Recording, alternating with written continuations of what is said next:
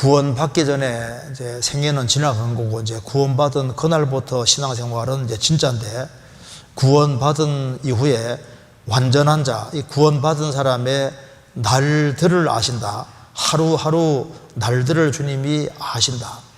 그리고 하루하루를 어떻게 살아가느냐, 이것은 영원한 기업과 연결된다 그 말입니다. 저희 기업은 영원하리로다. 그래서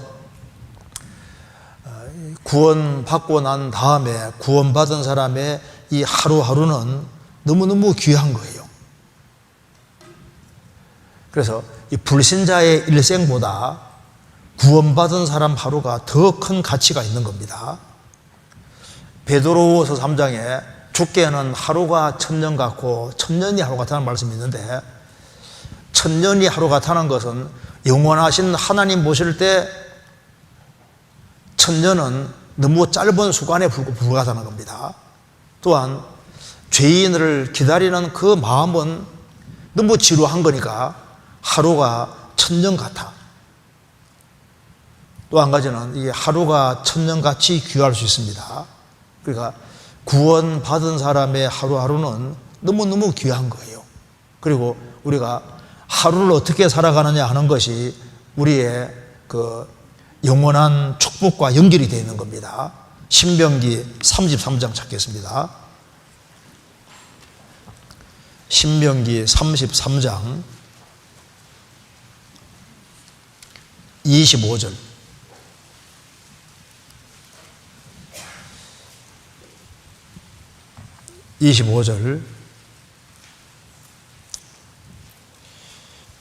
내 문 빗장은 철과 노시 될 것이니 내 사는 날을 따라서 능력이 있으리로다.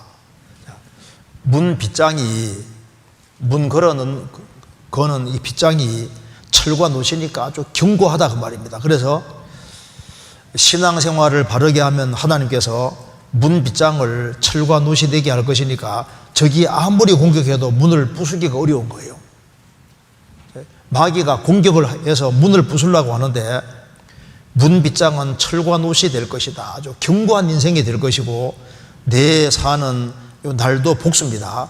내 사는 날들을 따라서 너가 하루하루 살아가는 날들에 비례해서 능력이 있으리로다. 그러니까 하루를 충실하게 잘 살면 잘 살수록 거기에 따라서 능력이 나타날 걸 말씀했습니다.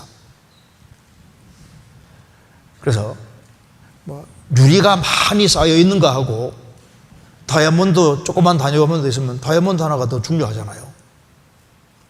그 불신자의 생애와 성도의 하루, 성도 하루가 훨씬 더 큰 겁니다. 그래서 하루를 어떻게 보내느냐, 하루를 아주 하찮게 생각하는 사람은 그 인생 설계를 잘못하고 있는 겁니다. 글에 보면 이런 게 나옵니다. 그 오스트리아 수상이 있는데 이름이 너무 길어요. 그래서 읽어줘 볼까요? 프린스 벤젤 폰 카우니츠 리트부르크. 말이 엄청 길죠.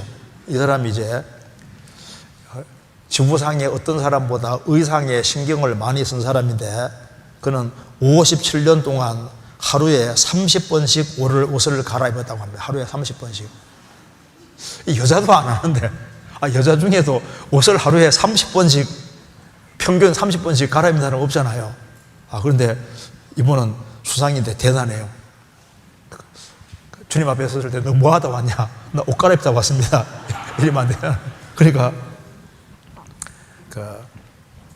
우리가 이제 이 하루가 너무 귀한데, 자, 십자가를 지는 하루는 이거 무한한 가치를 지내는 겁니다. 그러잖아요.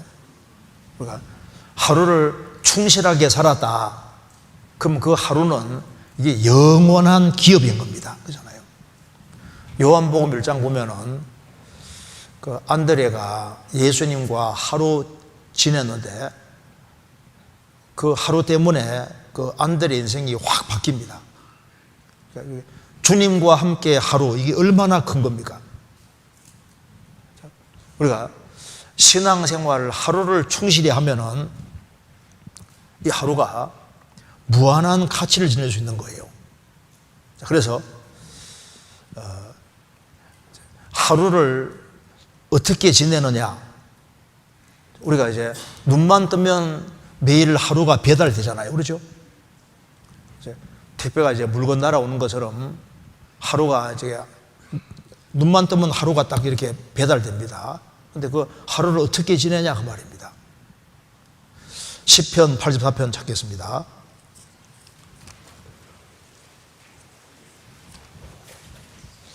시편 84편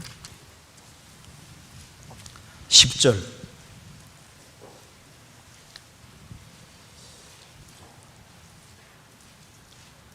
주의 궁정에서 한 날이 다른 곳에서 천날보다 나은즉 악인의 장막에 거함보다 내 하나님 문지기로 있는 것이 좋사오니.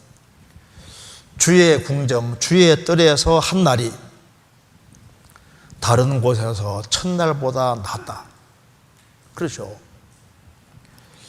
주님과 함께하는 그곳에서 한 날이 다른 곳에서 천날보다 나은즉 악인의 장막에 거함보다. 악인이 있는 곳은 아무리 화려한 곳이라 할지라도 이 시편 기자 눈에는 텐트로밖에 안 보이는 거예요. 악인의 장막에 거함보다 내 하나님 문지기로 있는 것이 좋사오니.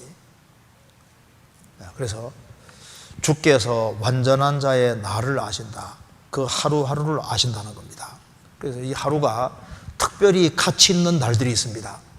하나님께서 아브라함에게 너는 너의 본토 친척 아비 집을 떠나 내가 내게 지시할 땅으로 가라. 아브라함이 본토 친척 집을 떠나는 그날은 아주 무한한 가치 지는 한 날입니다. 그러잖아요. 아브라함에게 독자 이삭을 바치라. 그래서 독자 이삭을 바친 그날은 이게 특별한 날이에요. 마리아가 옥합 깨트린 날은 이게 특별한 날입니다. 그죠? 에서라는 왕에게 구하는 것은 다 받는 사람이지만은 그걸 다 포기하고 이스라엘 백성들을 위해서 결단하고 이제 예루살렘으로 떠나는 그날, 이게 특별한 가치 있는 날입니다. 우리 인생에서 특별히 기념될 만한 날들이 있는 거예요. 일주일은 중요하지만은 또 주일은 더 소중한 날일 수 있습니다. 그래서 이 하루를 이렇게 충실하게 살라고 노력하는 것이 꼭 필요합니다. 왜? 여호와께서 완전한 자의 날들 하루하루를 아시니 저희 기업은 영원하리로다. 우리가 화기 수양회를 했을 때 화기 수양회 한 날은 1년이라는 시간 중에서 아주 특별히 기념될 만한 그 특별한 날인 거예요. 그렇지 않습니까? 우리가 집회를 하고 그리스도인들이 같이 모이고 하는 이런 날들은 정말 이 기념될 만한 아주 중요한 날들인데 그 하루하루가 영원한 기업과 관계가 되는 겁니다. 여기 이제 시편 37편은 의인의 삶의 자세가 자세히 기록되어 있는데 이걸 통해서 우리가 삶의 기준을 딱 잡을 수가 있으리라고 한 겁니다. 자, 의인의 삶의 자세를 봅시다. 37편 1절입니다. 행악자를 인하여 불평하여 하지 말며 불의를 행하는 자를 투기하지 말지어다. 그리고 7절에도 여호와 앞에 잠잠하고 참아 기다리라. 자기 길이 형통하며 악한 꾀를 이루는 자를 인하여 불평하여 말지어다. 부언을 거치고 노를 버리라. 불평하여 말라. 행하게 치우칠 뿐이라. 제일 첫 번째 거론한 것이 뭡니까? 불평하지 마라. 여기 의인의 삶의 자세 중에 첫 번째가 이 불평이 없는 것을 아주 강조하고 있습니다. 여기 불평하여 마라. 투기하지 마라. 7절에도 불평하여 말지어다. 8절에도 불평하여 말라. 왜 이걸 얘기하고 있을까요? 불평은 참 성도의 바른 자세가 아닌 겁니다. 구원받지 아니한 사람의 대표적인 그 모습이 불만이 많은 거예요. 불평이 많은 거예요. 우리 시대는 불평, 불만을 자꾸 부추기는 시대입니다. 그렇잖아요? 유다서 1장 찾겠습니다. 이 교회 안에 가만히 들어온 사람들이 있었는데요. 유다서 1장 보시겠습니다. 1장 4절에 이는 가만히 들어온 사람 몇이 있습니다. 교회 안에 가만히 들어온 사람이 있었습니다. 가만히 들어와서 뭐 하는지 봅시다. 16절에 이 사람들은 원망하는 자며 불만을 토하는 자며 그 정욕대로 행하는 자라. 그 입으로 자랑하는 말을 내며 이익을 위하여 아첨하느니라. 가만히 들어온 사람들이 들어와서 뭘 하느냐?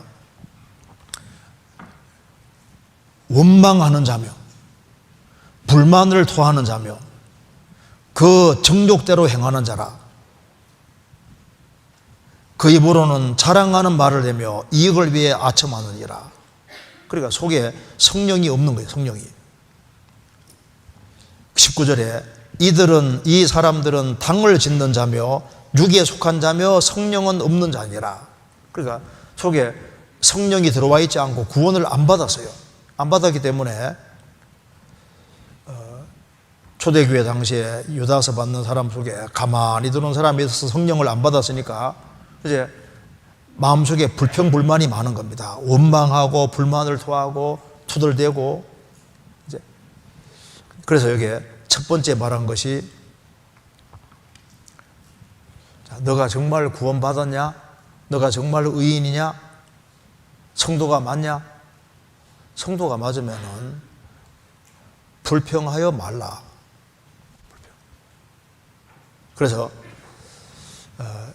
이스라엘이 출애굽을 하고 40년 광야 생활하는 중에 출애굽한 사람 60만 명 가운데 여호수아와 갈렙이 가나안 땅에 들어갔잖아요. 나머지 20살 이상으로 계수된 사람은 광야에서 다 엎드러졌는데 이게 이제 우리 신앙생활의 그림자가 되는데 왜 엎드러졌느냐? 고린도전서 10장에 죄가 크게 네 가지입니다. 첫째는 우상 숭배하는 죄로 3,000명이 죽습니다. 두 번째로 모압 사람과 같이 짝짝꿍에서 이 간음죄를 짓다가 총 24,000명이 죽습니다. 하루에 23,000명 죽고 그 다음에 더 죽어서 총 24,000명 죽습니다. 그 다음에 하나님을 시험하다가 뱀에게 물려서 또 엄청 많이 죽어요. 그런데 대다수는 왜 죽은 줄 아시죠? 원망하고 불평하다가 40년 광야 생활 중에 다 엎드러집니다. 그러니까 여기에 광야 출애굽한 이스라엘 백성들이 지은 죄 중에 가장 그 흔한 죄가 뭡니까? 불평불만하다가 이게 다 엎드러진 거예요. 우리 생각할 때 불평불만이 그게 뭔 큰 죄냐 이렇게 생각할 수 있잖아요. 우상 숭배한다, 간음죄 짓는다, 주님을 시험한다. 자, 그런 것만 엎드러지는 것이 아니라 불평하는 죄 때문에 그것 때문에 거의 다 엎드러지는 거예요. 그래서 여기 첫 번째 이야기를 행악자가 잘 돼가는 것을 보고 그리스도인들도 잘 돼가고 행악자도 잘 돼가면 불평이 없을 텐데 나는 육신적으로 잘 돼가는 것이 아닌데 행악자는 잘 돼가고 악한 꾀임에도 불구하고 잘 이루어지는 거예요. 악한 자가 더 잘 돼가고 의인은 그렇지 않은 걸 보면은 속에서 이제 불평이 생길 수가 있습니다. 그래서 여기에 참 성도의 첫 번째 이 태도가 불평하지 마라. 무슨 말입니까? 성도가 된 것이 사실이라면 당연히 감사해야지. 어떤 상황에서도 감사해야지. 불평해서 되겠느냐? 그래서 그리스도인의 입 앞에 파수꾼을 딱 세우고 입에 불평불만이 나오지 않도록 정말 조심해야 됩니다. 어떤 우울한 일을 당해도 그리스도인에게는 불평불만 이것이 없는 것이 이게 당연한 거예요. 여기 그 38편 보시겠습니다. 38편 12절.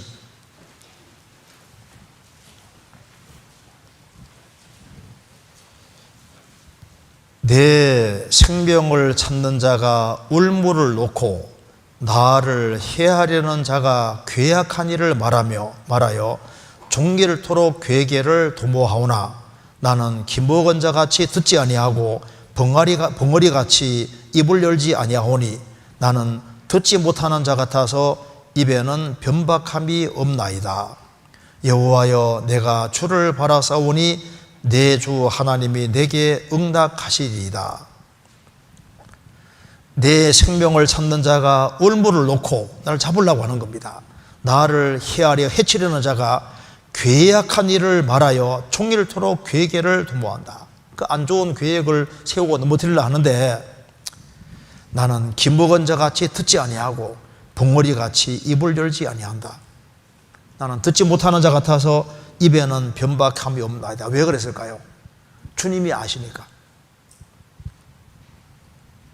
여호와여 내가 주를 바라사오니 내 주 하나님이 내게 응답하시리이다. 주님을 바랐기 때문입니다. 39편 1절입니다. 내가 말하기를 나의 행위를 조심하여 내 혀로 범죄치 아니하리니 악인이 내 앞에 있을 때 내가 내 입에 자갈을 먹이리라 하여도다. 내가 잠잠하여 선한 말도 바라지 아니하니 나의 근심이 더 심하도다. 입에 자갈을 탁 먹이고 입 꽉 다무는 겁니다. 자, 예수님은 그 공생애 가운데 불평이 없었습니다. 요셉은 10명 영들에게 얼마나 그 미움을 많이 받았습니까? 그런데 요셉이 가나안 땅에 살 때 불평했다는 말이 없습니다. 형들로 인해서 마음의 고통을 받았지만은 불평 안 했습니다. 형들이 요셉을 애굽으로 팔았습니다. 근데 애굽에 살면서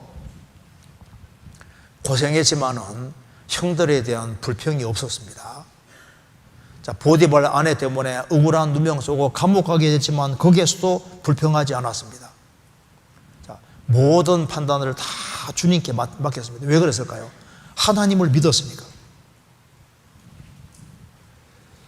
자, 성경에서 범사에 감사하라. 범사는 모든 일, 모든 것을 감사로 받아들일 필요가 있습니다. 감사로. 그래서 이게 불평불만이 많으면은 이제 이 가정생활에도 문제가 많이 생깁니다. 아니, 구원 받았으면 됐지 뭔 불평이 그렇게 많아요? 링컨의 아내가 잔소리 많았다는 거 아시죠? 그 링컨의 아내는 잔소리가 너무너무 많았어요. 그래서 이제 남북전쟁 끝나고 난 다음에 좀 집에서 쉬려고 하는데 그 극장에 가자고 그렇게 잔소리해가지고 할 수 없이 극장에 갔는데 그날 총 맞았잖아요. 아니, 극장 안에 총 맞고 죽잖아요. 그때 좀 아내가 좀 남편 쉬려고 그럴 때 좀 쉬게 두지. 바가지 걸려가지고 극장에 가자고 그래가지고 이제 톨스토이 아내도 이게 바가지 말고 그러는데. 그러니까 여기 구원받은 사람은 좀 할 때 이게 혀로 투덜투덜 불평불만하고 이거는 절대 안 맞습니다. 안 좋아요. 제가 글을 하나 읽어드리겠습니다. 루터가 한 얘기인데 나에게는 명견, 싸나운 개 3마리가 있는데 그것은 감사하지 않는 것, 그 다음에 허영과 질투다. 이 3마리 개에게 물린 사람은 아주 비참하게 느낄 것이다. 그러니까 맹견 3마리가 뜯는데 누구를 물어뜯냐 하면은 이제 감사하지 않는 사람은 이 물어뜯길 거다. 허영심 있는 사람 물어뜯길 것이다. 질투가 있는 사람 물어뜯길 거다. 스펄전 목사가 얘기한 것 중에 별을 보고 감사하는 사람에겐 주님이 달을 주시고, 달을 보고 감사하는 사람에겐 하나님께서 태양을 주실 것이다. 그래서 이 감사하는 마음을 가진 사람은 신앙이 잘 성장할 수 있는 거예요. 자, 중심에 감사하는 마음이 없이는 신앙 성장 못합니다. 자, 모래 속에 색가루가 많이 있어도 손가락으로 못 찾잖아요. 자석 같은 데만 찾을 수 있는 것처럼 감사하는 마음 가지고 살면은 우리 삶 속에서 정말 많은 부하들을 발견할 수 있고, 그리고 하나님이 주시는 것을 정말 많이 찾아낼 수 있습니다. 그래서 불평하고 논쟁할 그 시간에 하나님을 찬송하고, 그 하나님께 정말 감사하고, 그리고 하나님을 생각하는 시간 가지면 얼마나 좋아요. 그래서 이 불평하고 불만하는 사람, 그 마음을 잘 조사하면 겸손이 없는 거예요. 그래서 겸손한 사람은 감사할 수 있습니다.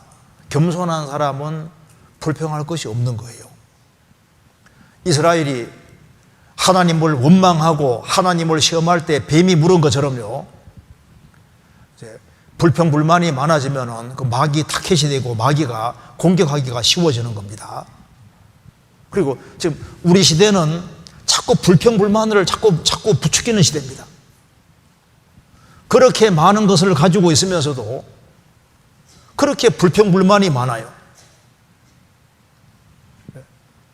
하나님 앞에서 마음을 낮추고 생을 살아가는 사람, 그 사람은 감사할 것으로 가득한 겁니다. 마음을 낮추면 내게 이런 남편 주신 거 감사하고, 이런 아내 주신 거 감사하고, 이런 자식 주신 거 감사하고, 모든 걸 마음 낮추면 다 모든 걸 감사로 받아들일 수 있는데, 그래서 불평하지 말아라. 불평을 제일 먼저 얘기했습니다. 이게 제일 간단하지만 이게 중요한 문제이기 때문입니다. 그 다음 두 번째 특징 보시겠습니다. 시편 37편 5절. 너의 길을 여호와께 맡겨라. 저를 의지하면 저가 이루시고. 성도의 두 번째 특징은 너의 길을 여호와께 맡겨라. 우리는 죄짐을 주님께 맡긴 사람입니다. 그리고 염려, 근심, 걱정도 주님께 맡기게 됩니다.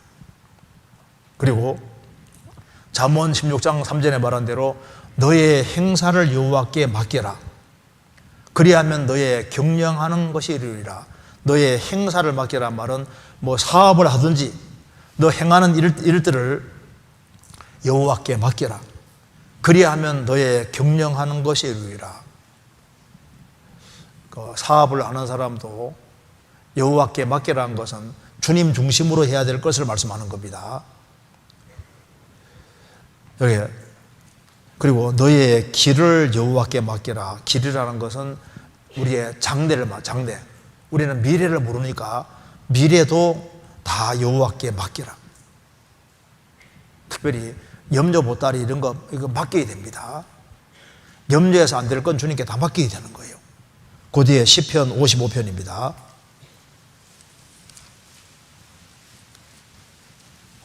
(55편) 22절.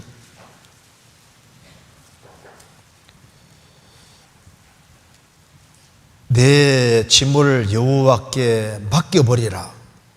너를 붙드시고 의인의 요동함을 영영히 허락지 아니하시리로다. 주님께서 구원받은 사람 붙드시고 의인의 요동함을 영영히 허락하지 않으시니까 너의 짐을 여호와께 맡겨버리라. 원문에 굴려버리라는 뜻도 됩니다. 주님께로 다 굴려버리라. 너가 걸머지고 있지 말고 너가 감당할 수 없는 짐은 여호와께 굴려버리라. 주님이 짐을 져주시는 거예요. 같이. 여기 시편 68편입니다. 68편 19절.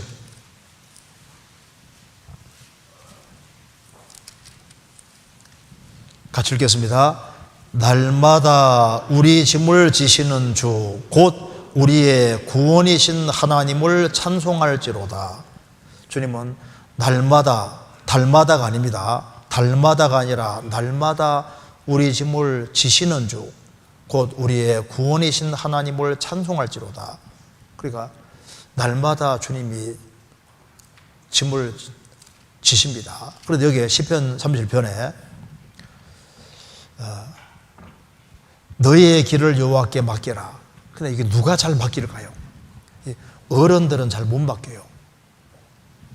그러니까 어린아이 같은 그 단순한 마음 있는 사람이 잘 맡깁니다. 그렇죠?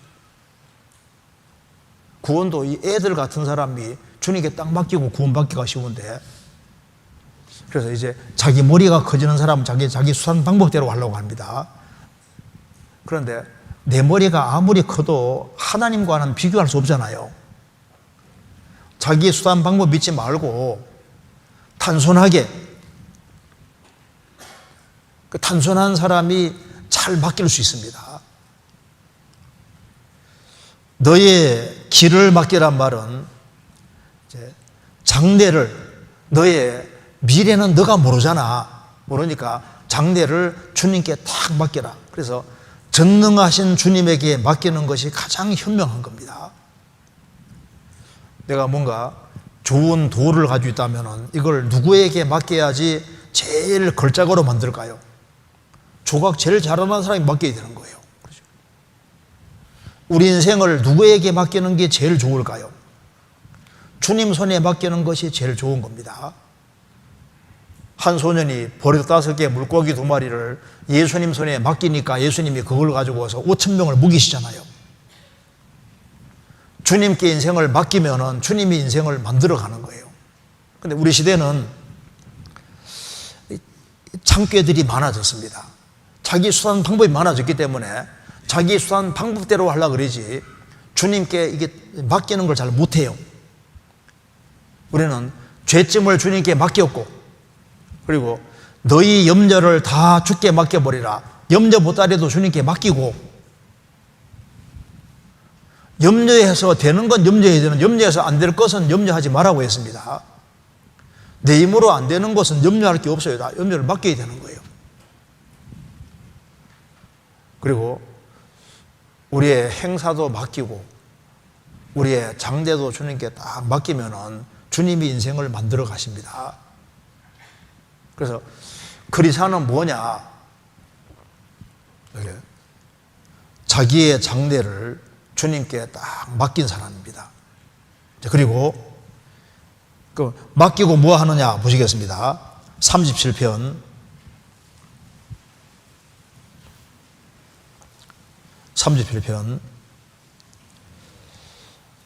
3절 여호와를 의뢰하여 선을 행하라. 땅에 거하여 그의 성실로 식물을 삼을지어다. 그래서 그리스도는 하나님께 딱 기대고 장래를 맡기고 하나님께 기대고 땅에서는 뭐합니까? 부지런히 선을 행하는 겁니다. 여호와를 의뢰하여, 하나님께 의뢰하여 어떻게 하라고요? 선을 행하라. 선을 행하라. 우리는 악을 행하기 위해 부르심 받은 것이 아니라 선을 행하기 위해 부르심 받은 겁니다. 그래서 여기 1절이 행악자라고, 행악자. 행악자는 맨 악만 행해요. 그리스도인들은 여호와를 의뢰하여 선을 행하라. 선을. 우리는 선을 행하도록 부르심을 받은 겁니다. 우리를 왜 구원하셨을까요? 선한 일을 하도록 하기 위해 우리를 부르신 겁니다. 성경 시편 41편 1절입니다. 빈약한 자를 곤고하는 자가 복이 있으며 재앙의 날에 여호와께서 저를 건지시리로다. 가난한 사람, 약한 자들, 우리 주변에 불쌍한 영혼들이 너무나도 많습니다. 그 빈약한 자를 곤고한다는 것은 돌보는 겁니다. 빈약한 자를 곤고하는 자가 복이 있으며, 우리가 주변에 불쌍한 사람들을 돕고 불쌍한 영혼들을 주님으로 인도하고 신앙생활을 잘하도록 돕는 그런 사람은 복이 있다. 그리고 그런 일을 하는 사람이 재앙을 만날 때 여호와께서 빈약한 자를 권고하는 그 사람을 건지실 것이다. 그래서 우리를 왜 부르셨느냐? 선한 일을 위해서 부르신 겁니다. 에베소서 2장 찾겠습니다.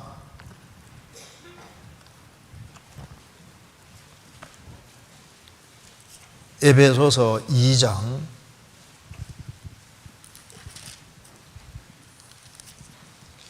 10절.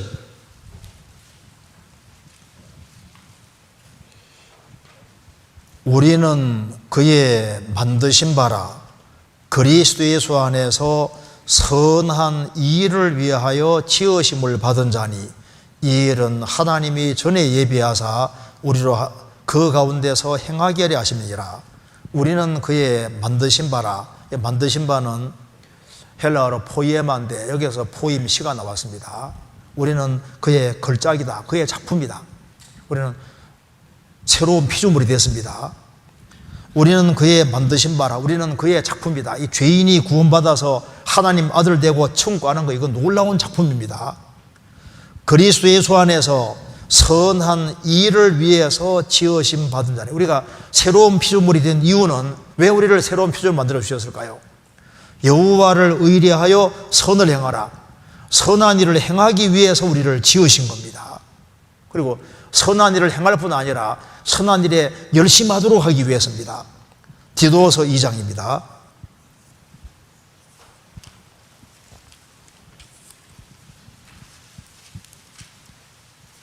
(2장 14절)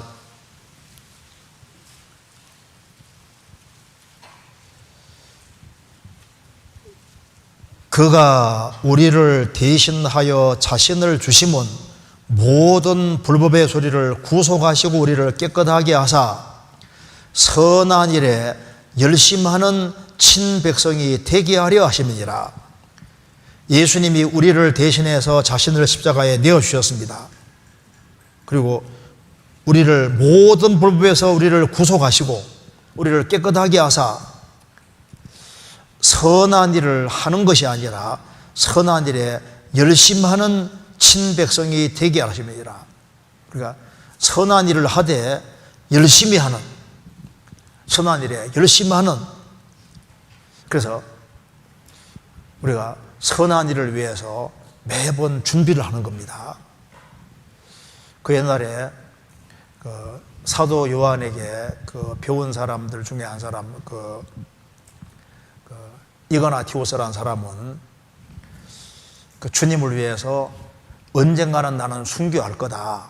그 생각을 항상 가지고 그 죽음을 항상 준비해 왔습니다. 왜냐하면 그 순교가 영광스러운 것 중에 영광스러운 거니까 그 순교를 이제 준비를 해 왔는데 그 이 여기 이제 트라이안 황제가 이렇게 이제 쭉 도시를 순회하다가 안디옥에 오게 됩니다.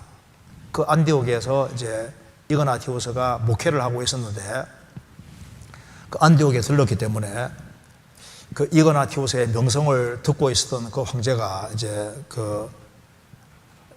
이그나티오스를 만났습니다. 그래서 이제 기독교를 이제 굉장히 이제 멸시하면서 이제 여기 아주 사악한 마귀, 사람들을 속이는 자가 있구나 이렇게 말하면서 네 이름이 뭐냐 하니까 나는 그리스도를 모시는 사람입니다. 내 안에 하나님이 사십니다. 데오힐로스라고. 그래서 이제 그 황제가 그 트라이안 황제가 이제 이그나티오스를 로마로 데려가요.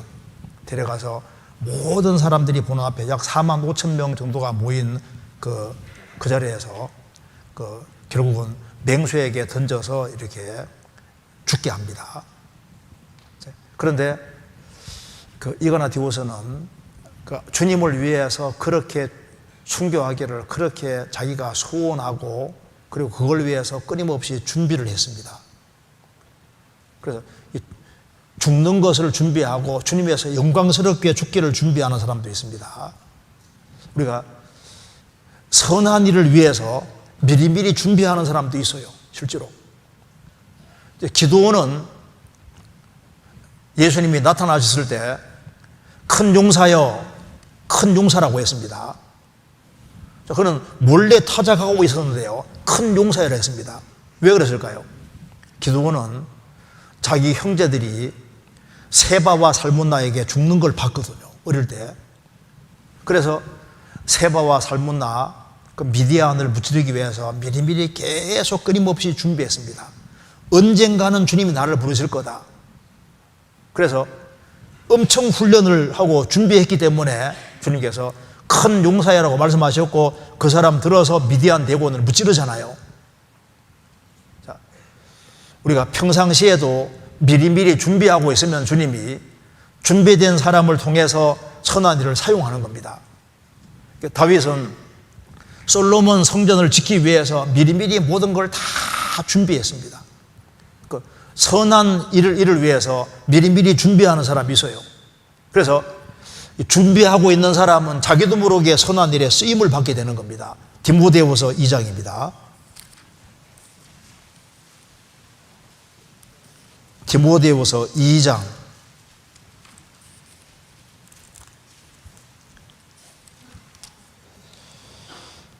20절.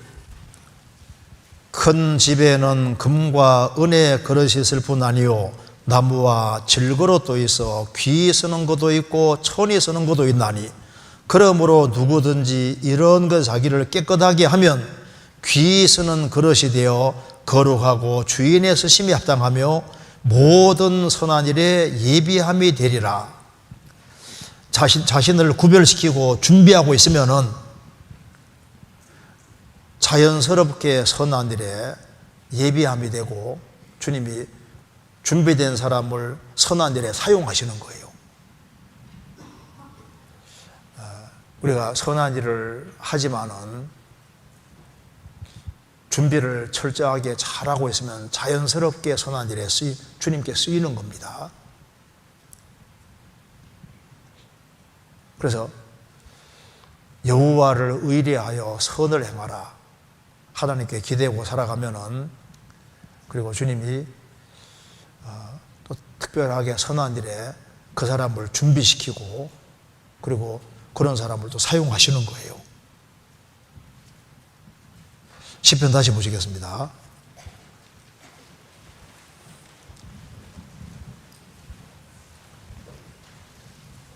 3절에 여호와를 의뢰하여 선을 행하라. 땅에 거하여 그의 성실로 식물을 삼을지어다. 그래서 선을 행하고 살아가는데, 일생을 살아가면서 땅에 거하여 그의 성실로 식물을 삼을지어다. 하나님은 성실하신 분입니다. 그래서 매일매일 밥을 매일 먹는 것처럼 성실을 매일 먹어라. 그 말은 매일매일 끊임없이 성실하게 살으라고 말합니다. 그래서 성실한 사람은 결국은 빛을 보게 되어 있습니다. 이 물이 돌도 닳게 만들잖아요. 이게 조금이 꾸준히 기수되면 아주 엄청난 큰 역할을 합니다. 우리 연계를 맞을 때도 보면은요, 이게 언제 들어가나 싶은데 한 2시간 지나면 다 들어가잖아요. 한 방울씩인데 이게 계속되면 이게 다 들어가는 거예요. 언제 눈이 쌓이겠나 싶은데 하룻밤 자고 나면 많이 쌓여있죠. 그 조금이라는 것이, 이것이 무시할 것이 아닙니다. 꿀꿀벌이 저 꿀벌통에 언제 채울까 싶은데 다 채우잖아요. 시간 지나니까. 일본의 그 작가 중에 한 사람이 어떻게 그렇게 많은 그 책을 쓰냐. 나는 하루에 매일 20매씩 원고를 씁니다. 매일 20매 원고를 쓰는데 20매 하니까 이게 쌓이니까 엄청 많아지는 거예요. 잠언 22장에 내가 자기 사업에 근실한 사람을 보았느냐. 이러한 사람은 왕 앞에 설 것이요 결코 천한 자 앞에 서지 아니하리라. 너가 자기 주어진 일에 근실한 성실한 사람 봤느냐? 그 사람은 왕 앞에 설 것이다. 영광스럽게 될 것이다. 천한 자 앞에 서지 아니하리라. 왜 주님이 주변에다가 계미를 만들어 놨을까요? 성실이 그렇게 중요하다는 겁니다. 꾸준한 것이 그렇게 중요한 거예요. 그래서 규칙적으로 꾸준한 것은 너무너무 중요한 겁니다. 성경도 매일 한 장씩만 잘 익히면은 365일 되면은 365장을 잘 익히게 되는 거예요. 그렇잖아요? 그러면 3년 지나면 1000장을 잘 알게 된다고요. 조금이라는 걸 무시하면 안 됩니다. 꾸준한 것은 그건 믿을 수 있는 거예요. 제가 글을 하나 읽어드리겠습니다. 운동이나 세일즈에서 혹은 어떤 기술 분야에서 늘 성공을 거두는 사람의 특징은 무엇인가? 어떤 사업체가 신용을 얻을 수 있는 단 하나의 특징은 무엇인가? 인간관계에 안정을 주는 것은 무엇인가? 우리가 다른 것들을 제치고 특정한 상표를 선택하는 이유는 무엇인가? 가정에서 부모들에게 가장 필요한 것은 무엇인가? 같은 식당에 또다시 들르게 되는 이유는 무엇인가? 신문 배달 소년, 우유 배달부, 우편 배달부에게 여러분이 가장 원하는 것은 무엇이냐? 그것은 일관성, 꾸준함. 그렇죠? 뭐든지 꾸준한 것은 이거 믿을 수 있는 겁니다. 신앙생활도 기분 내키면은 교회 나오고 안 내키면 안 나오고 그 기분 따라 하는 그런 사람은 신앙생활 잘 할 수 없습니다. 뭐든지 꾸준하면은 이건 틀림없이 결과가 나타나게 되어 있습니다. 그 차범근도 감독으로 있을 때 그 사람이 실력이 아무리 좋아도 실전 연습을 안 하면요 눈밖에 딱 벗어나겠습니다. 실력이 아무리 좋아도 꾸준히 끊임없이 실전처럼 연습하지 않는 것은 아웃이다 그 말입니다. 에디슨이 전구 발명할 때도 2000번 정도 실험을 했습니다. 뭐든지 성공하는 데는 꾸준한. 그러니까 요셉은 에집트에도 성실했잖아요. 그 가나안 땅에 성실했죠. 에집트 잡혀와서도 그는 얼마나 성실했습니까? 성실하지 않았으면 가정 총무가 안 됩니다. 그 다음에 감옥에 들어가서도 얼마나 성실했습니까? 총리가 된 이후에도 성실했습니다. 그래서 꾸준하고 성실한 것은 이게 믿을 수 있는 거예요.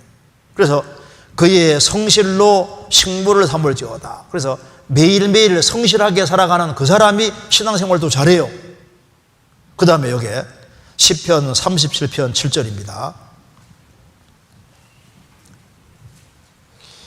여호와 앞에 잠잠하고 참아 기다리라. 자기 길이 형통하며 악한 꾀를 이루는 자를 인하여 불평하여 말라. 여기에 여호와 앞에 잠잠하고 참아 기다리라. 자, 기다리는데 투덜대면서 기다리지 말고 잠잠하고 참아 기다리라.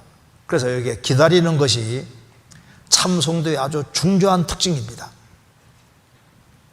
자, 기다리는 것이 성도의 특징 중에서 아주 중요한 특징입니다. 그 뒤에 시편 40편입니다. 1절.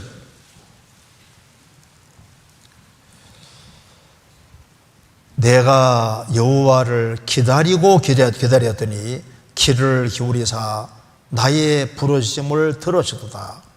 내가 기다리고 기다렸더니. 그러니까 이 기다리는 걸 잘하는 것이 다윗의 특징이고 성도의 특징입니다. 성경에서 여호와 앞에 잠잠하고 어떻게 해요? 참아 기다리라.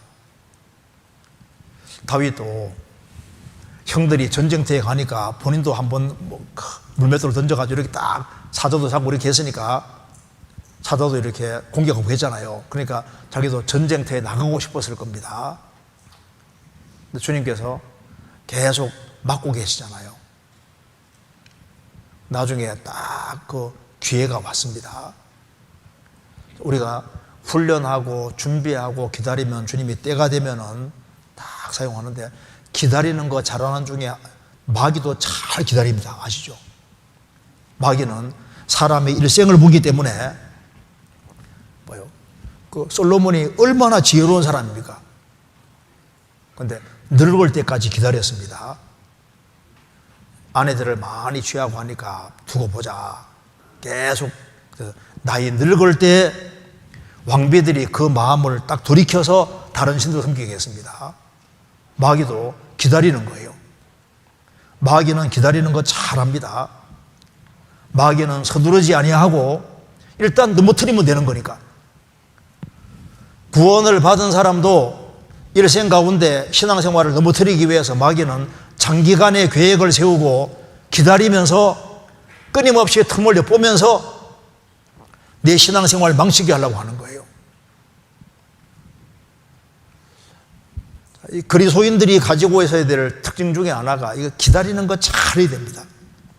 여호와 앞에 참아 기다리라. 그래서 하나님이 내 인생을 만들어주기 원하면은 기다리는 거 잘해야 됩니다. 이사야 30장입니다.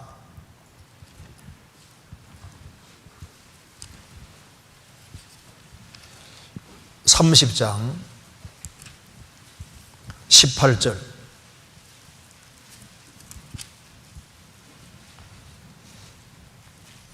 그러나 여호와께서 기다리시나니 이는 너희에게 은혜를 베풀려 하시며 일어나시리니 이는 너희를 긍휼히 여기려 하심이라. 대저 여호와는 공의의 하나님이심이라. 무릇 그를 기다리는 자는 복이도다. 주님은 은혜를 주시려고 기다리고 있습니다. 우리는 은혜를 받으려고 기다리는 거예요. 기다리는 사람에게는 인생 역전이 반드시 펼쳐집니다. 요셉은 많은 고난을 받았지만 기다리니까 인생 역전이 생겨서 총리가 되잖아요. 다윗도 기다리고 기다리니까 결국은 왕이 됩니다. 한나도 본인나에게 그 충동을 많이 받았지만은 끊임없이 하나님께 기도하고 기다리니까 하나님께서 때가 되니까 사무엘은 아들을 주시잖아요. 인생 역전은 반드시 이루어집니다. 왜? 하나님이 계시니까. 이스라엘의 신앙생활에 실패하는 기다림에 실패한 거예요. 시편 106편 보겠습니다. 13절.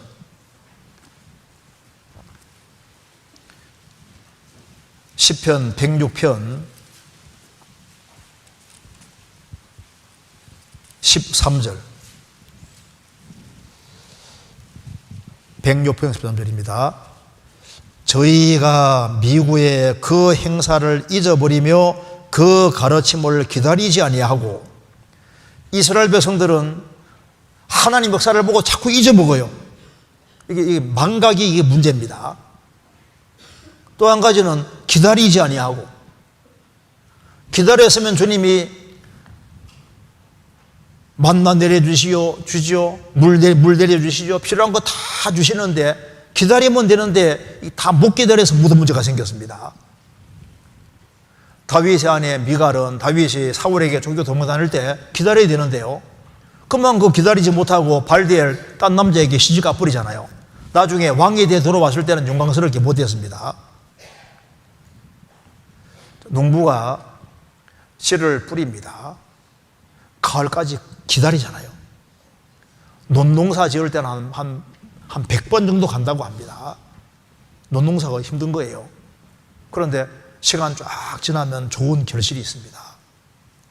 우리 어릴 때 그 파브르 곤충기 읽어봤잖아요. 그 파브르가 그 곤충기 쓸 때 그 사람은 정말 잘 기다리는 사람입니다.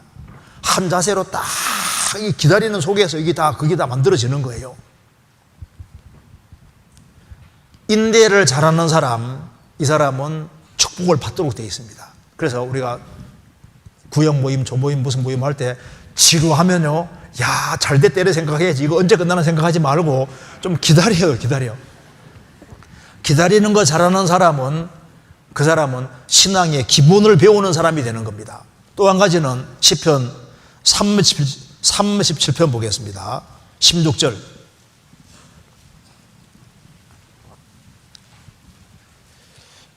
의인의 적은 소유가 많은 낙인의 풍부함보다 성하도다. 자, 의인의 적은 소유라 했습니다. 소유가 적어도 그것으로 만족해 사는 겁니다.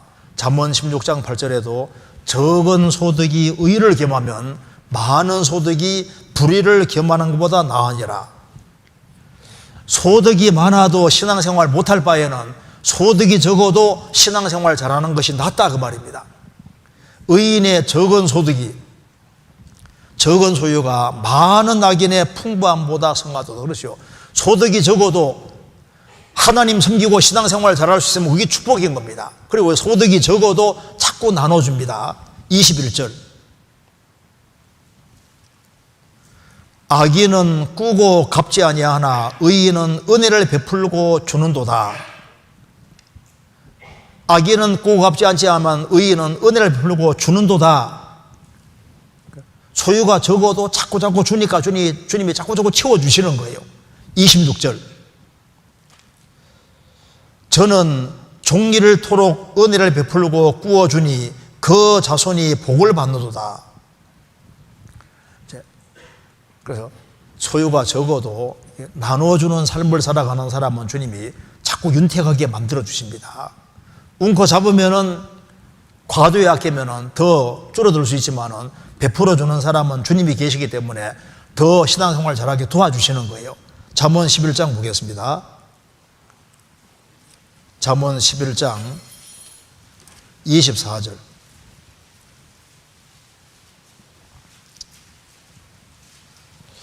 24절 25절 같이 읽겠습니다.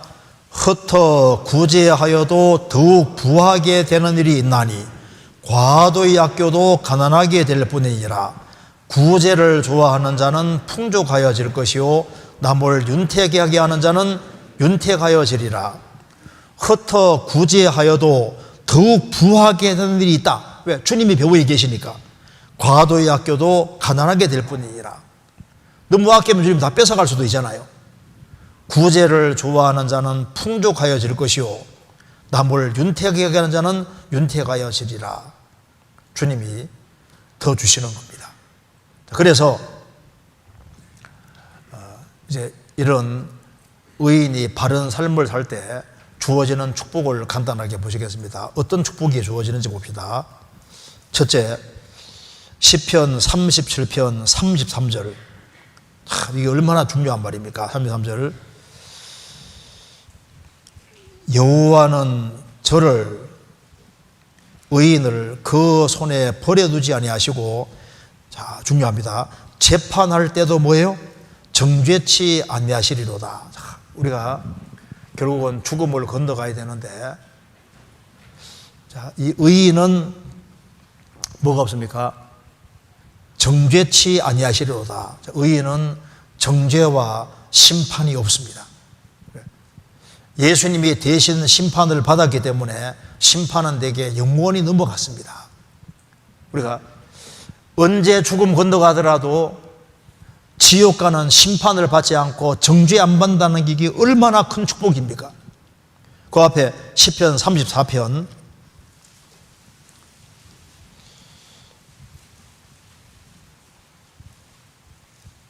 22절 여호와께서 그 종들의 영혼을 구속하시나니 저희에게 피하는 자는 다 죄를 받지 아니하리로다. 20절에 예수님이 우리 유월절 양이시고 양의 뼈를 꺾지 않는 것처럼 예수님 우리 유월절 양으로서 대신 죽으셨기 때문에 여호와께서 그 종들의 영혼을 주님 피로 합주고 하신 겁니다. 저희에게 피하는 자는 답니다. 다 죄를 받지 않는다. 저를 믿는 자는 심판을 받지 아니하는 것이요 간음 중에 잡힌 여인에게도 나도 너를 정죄치 아니하노니 가서 다시는 죄를 범치 마라.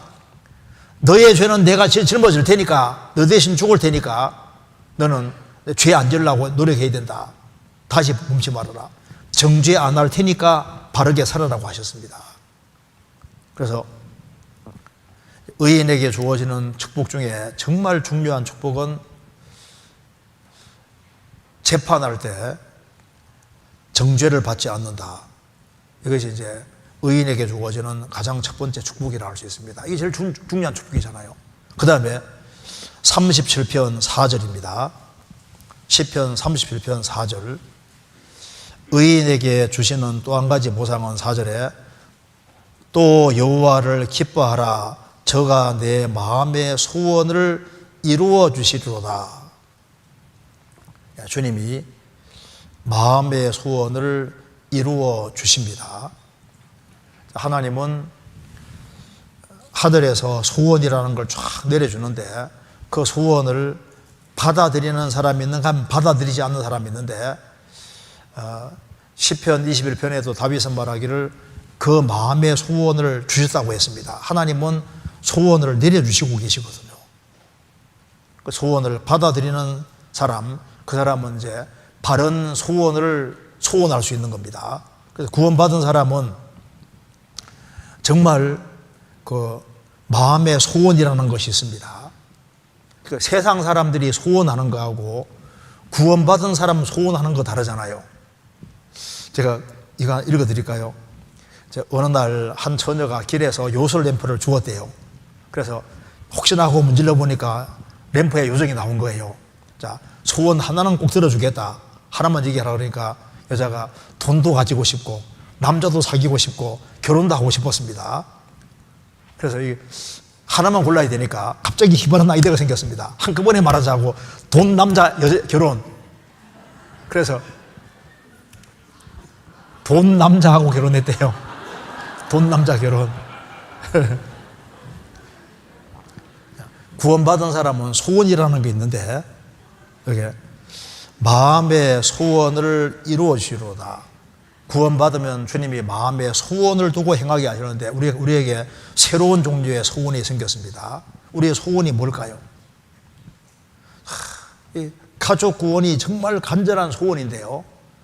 시간 지나가면 가족이 하나씩 구원받아 가잖아요. 우리가 주님께 쓰임받는 것이 소원인데 주님이 또 길을 자꾸 만들어 가십니다. 우리의 구하는 것이나 생각하는 것에 더 넘치도록 능히 하실 자에게 우리의 구하는 것이나 생각하는 것에 더 넘치게 하나님 우리에게 정말 좋은 것을 주시는 분입니다. 저가 내 마음의 소원을 이루어 주시리로다. 소원을 이루어 주십니다. 욥은 너무너무 고통을 고난 받으니까 그가 뭐랬습니까? 내 생애가 내가 말하는 말이 제발 기록되었으면 책에 씌워졌으면 좋겠다. 철필과 연으로 영영이 돌에 새겨졌으면 좋겠노라. 그런데 어떻게 됐습니까? 욥기가 기록되잖아요. 10명의 자녀가 죽고 재산 전체가 날아가고 몸 전체가 병들고 이런 고통받는데 이 고통받는 내 생애가 좀 제발 기록됐으면 좋겠다. 기록되죠. 우리의 소원이라는 것이 있는데 주님은 우리의 소원보다 더 넘치게 이루어 주시는 것이 맞습니다. 그래서 주님께서는 약속해 주시기를 의인은 정죄받지 않을 것이다. 얼마나 좋은 축복입니까? 또 한 가지는 여호와를 기뻐하라 저가 내 마음의 소원을 이루어 주시리로다. 주님은 소원을 이루어 줄 수 있는 능력이 있습니다. 왜? 주님은 차원이 다르니까 우리의 소원을 합당한 소원은 이루어 수 있는 능력이 있는 거예요. 왜? 그분은 전지전능하시니까. 선은 1차원입니다. 자, 개미가 이렇게 쫙 선으로만 딱 가면 1차원이잖아요. 평면은 2차원입니다. 그러면 선을 가고 있는 개미에게 바퀴벌레가 샥샥 들러날락 하면요, 갑자기 있다가 사라지고 하니까 야, 이게 바퀴벌레가 신이라 생각할지 모릅니다. 근데 메뚜기는 뛰잖아요. 뛰는 건 3차원이지 않습니까? 그러니까 개미하고 바퀴벌레가 보니까 메뚜기가 나타났다 사라졌다 하거든요. 야, 신이 왔다 갔다 한다.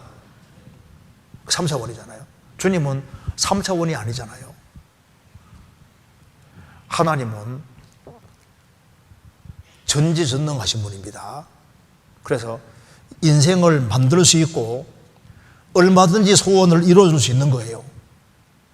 그러니까 기다려야 되는 겁니다. 그 다음에 이제 의인에게 주어지는 보상 중에 정말 중요한 것이 여기에 5절에 너의 길을 여호와께 맡기라. 너의 장래를 맡기면, 잘 보십시오. 너의 장래를 맡기면은 저를 의지하면 저가 이루시고 내 의를 빛같이 나타내시며 내 공의를 정오의 빛같이 하시리로다. 자, 너의 장래를 맡기면은 저를 의지하면 저가 이루시고가 무슨 말입니까? 너의 인생을 내가 제일 큰 작품으로, 멋진 작품으로 만들어준다 그 말입니다. 내 의를 빛같이 나타내시며 내 공의를 정오의 빛같이 하시리로다. 그 다음 약속이 뭐냐면 너의 인생은 내가 만들어줄게 그 말이잖아요. 자, 욥이라는 사람의 인생을 하나님이 만들어주셨습니다. 다윗 인생도 하나님 만들어주셨는데 그보다 저 좋게 못 만들어요. 욥이라는 사람의 생애를 욥기에 기록된 것처럼 그보다 더 좋게는 못 만듭니다. 요셉 생애 보세요. 하나님께 맡기니까 제일 멋진 작품으로 만들잖아요. 어떻게 그보다 더 좋게 만드냐고. 자, 베드로라는 사람의 인생도 주님이 최선으로 만들어 주셨습니다. 내가 요한의 아들 시몬이니 장차 개바라 베드로 아들이라. 시몬이 지금은 시몬이지만 나중에는 베드로. 모세라는 사람의 삶도 어떻게 그거보다 더 좋게 만들 수 있겠습니까? 바울의 생애도 어떻게 그거보다 더 좋게 만들 수 있겠습니까? 자, 너의 장래는 내가 만들어줄게. 주님이 그 사람을 가장 멋진 인생으로 만들어 주시는 거예요. 그 다음에 37편 19절입니다. 저희는 환난 때에 부끄럽지 아니하며 기근의 날에도 풍족하려니와. 자, 의인도 환난이 오지만 약속이 있습니다. 의인도 환난이 오지만 하나님께서 도와준다는 약속이 있습니다. 저희 환난 때에 부끄럽지 아니하며 기근의 날에도 풍족할 것이다. 23절. 저는 23절에 여호와께서 사람의 걸음을 정하시고, 여기에 사람이 구원받은 사람입니다. 구원받은 사람의 걸음을 정하시고 그 길을 기뻐하시나니 저는 넘어지나 아주 엎드러지지 아니하면 여호와께서 손으로 붙드심이로다. 넘어지지만은 아주 엎드러지지 않는다. 왜? 하나님이 특별히 보호해 주십니다. 여호와께 손으로 딱 붙드시고 계시는 거예요. 39절에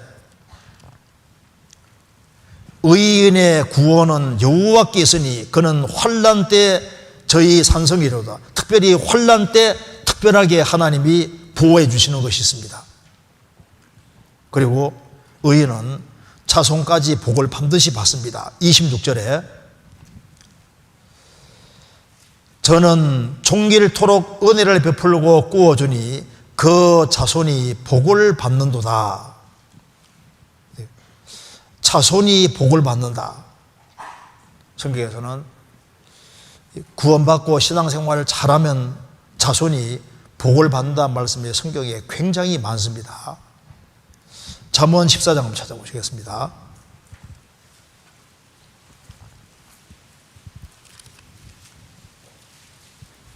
(14장) 26절에